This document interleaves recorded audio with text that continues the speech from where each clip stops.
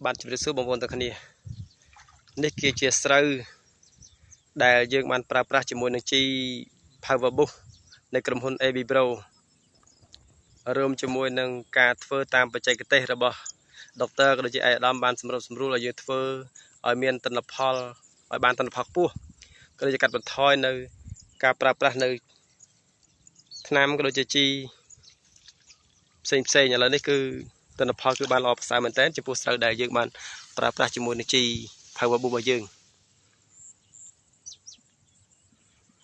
បាទហើយស្រូវនេះ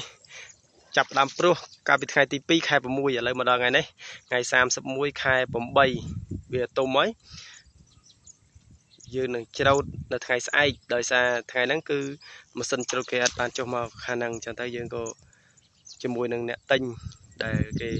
ចុះមកច្រូតស្អែកល្អមែនតើបងប្អូនពិសេសអ្នកដែលចិត្តខាងហ្នឹងគឺគេសរសើរឃើញស្រូវនេះផ្លែកាន់គ្រាប់ដូចជាស្មើល្អណាស់បាទស្មើល្អណាស់ស្រូវរបស់យើងគឺស្មើមែន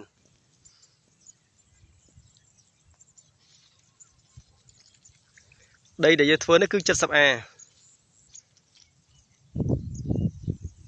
នោះបងប្រុសដែលគាត់អ្នកធ្វើផ្ទាល់នៅខាងមុខគាត់ថែណា